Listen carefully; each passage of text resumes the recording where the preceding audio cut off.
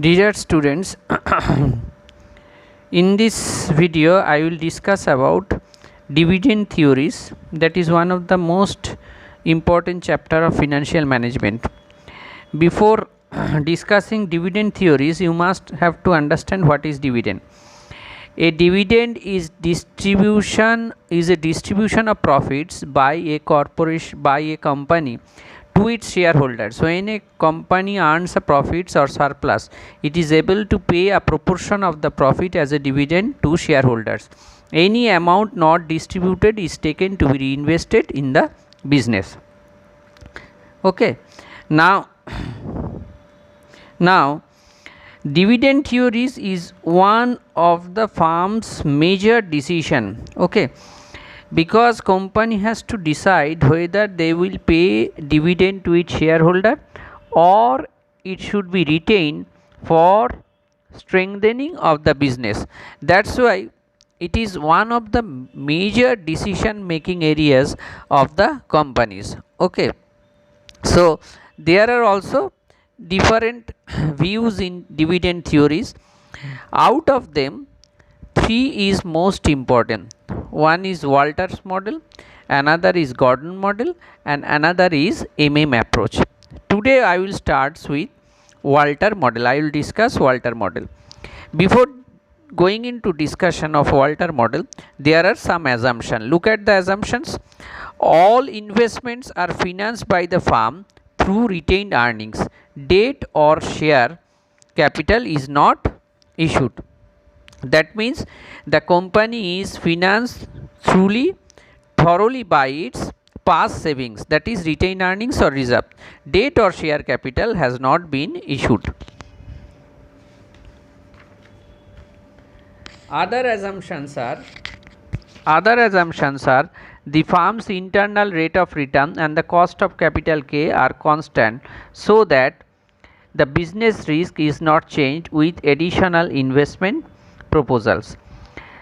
It is assumed that internal rate of return and cost of capital will remain same over time, and it will not be changed because of additional investment. Okay. Next, all earnings are either reinvested internally or distributed as dividend.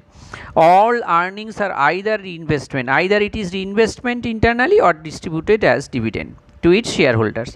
Next, number 4, there is no change in the key factors, namely the earnings per share and the dividends per share D. The values of E and D may be changed in the model to determine results, but any given values of E and D are assumed to be remain constant. Generally, E and D, that is EPS per share and dividend per share, should remain constant. The firm has a very long perpetual life. That means it is assumed that the business will continue forever, for a longer period of time. Now the formula, look at the formula. What is the formula? P equals to D plus R by K into E minus D. P equals to D plus R by K E minus D by K. P, what is the P? P is the market price of the share. What is D? Dividend per share. What is E? Earnings per share. What is R? Return on investments or ROI. K is the or internal rate of return, or K is the cost of capital. Okay. Now we moving on to the actually how many variables are there? 1, 2, 3, 4, 5. 1, 2, 3, 4, 5. From 5 variables, if you have to calculate the value of the market price of share, you must know the value of 4 variables. Now there is some assumption. So what is the assumption? Growth firm, declining firm, normal firm. What is growth firm? When R is greater than K, this is known as growth firm. R is greater. The generally situation of growth firms which have abundance of profitable investment opportunities, so that the return from investment exceeds the cost of capital. That's why it is known as R greater than K. The firm should retain all earnings for investment if the value per share is to be maximized. In other words, when R greater than K, the dividend payout ratio would be 0.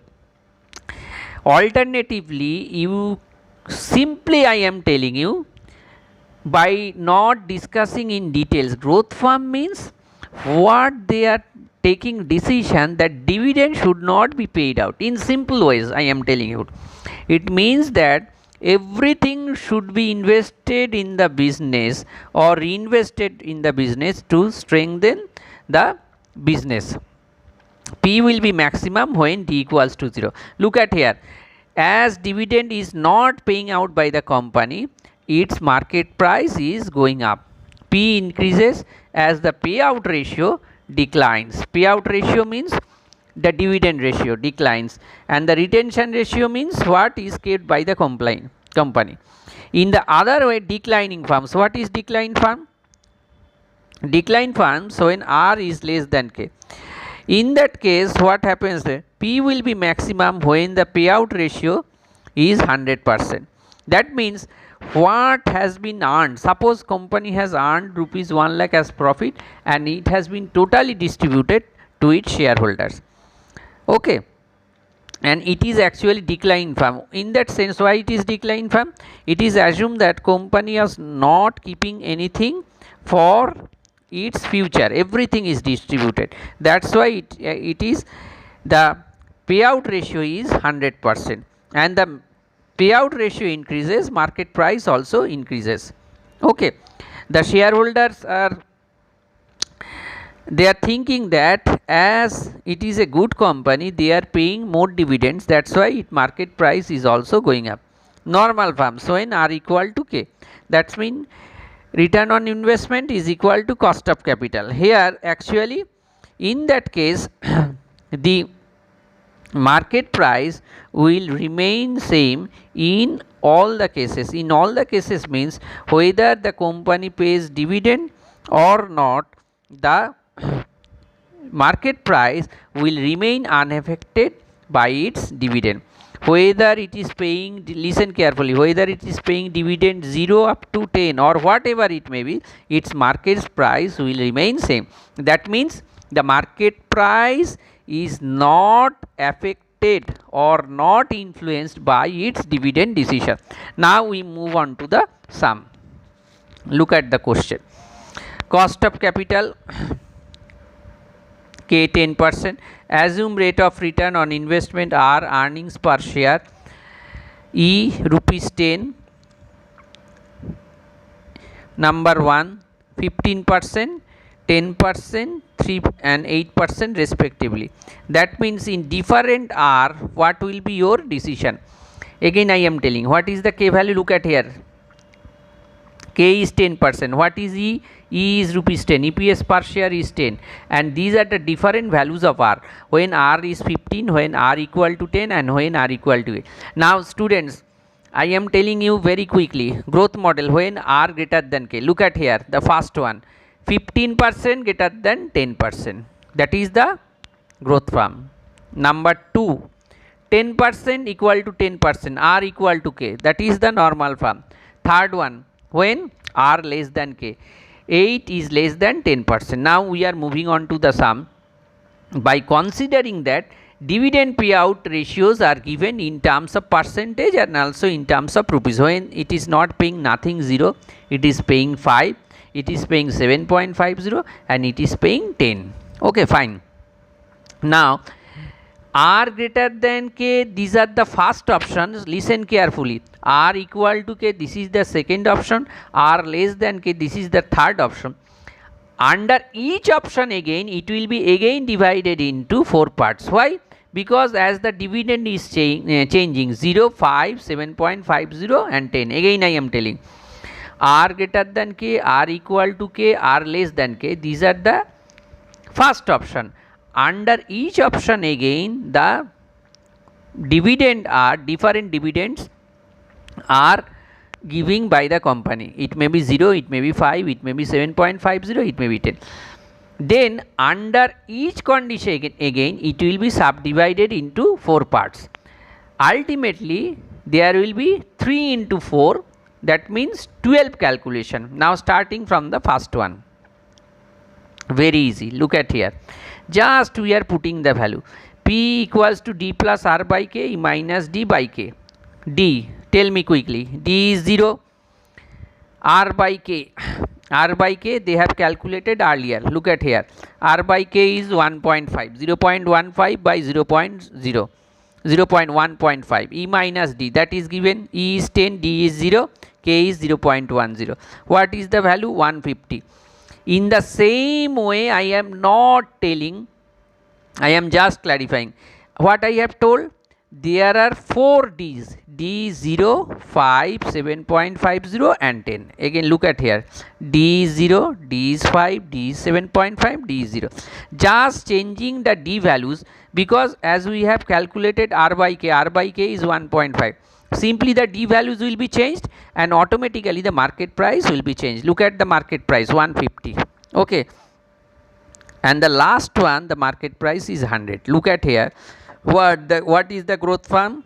What was the condition? When company pays nothing, its market price is maximum. Look at here. When the company pays dividend, its market price is 150, and when it pays the maximum amount of dividend, its market price is the least one, minimum one, 100. Understood? Now second one, R by K they have calculated. Look at carefully, 0.10 by 0.101. Again in the same way, D equals to 0. How many values? Tell me quickly. 0, 5, 7.50 and 10. Why? As there are 4 values of D and they have calculated the market price. Look at the what I have told you earlier. In case of normal firms, the market price is not influenced by the dividend paid by the company. Look at the market price 100. Look at the market price when it pays dividend 500. When it pays dividend 7.50, 100. When it pays dividend 10, it is 100. Every calculation has been done. Okay. Last one. This is the R less than K. R less than K means this is the decline firm. In that case, what will happen? The market price will be maximum when the company pays the maximum dividend. Just opposite of the growth firm. When it pays the maximum amount of dividend, rupees 10, the price will be maximum. Look at here 100, and look at here when D equals to 0, it is 80. Least minimum. D equal to 5, dividend paid 5, 90. Dividend paid 7.50, 95. Look at the market price goes increasing. Market price is continuously increasing. When it is 0, then it is 80. When it is 5, market price is 90. Calculation is very easy. Don't be nervous, students. Just put into this formula. That is, the formula is P plus D, P equal to D plus R by K, E minus D by K. Just we are changing the D values and we are putting the values in the R by K we have calculated. Now in the last class, what is the value? 100. Understood? Hope you understood the Walters model. In the later class, I will discuss about Gordon's model and MM model. Thank you very much.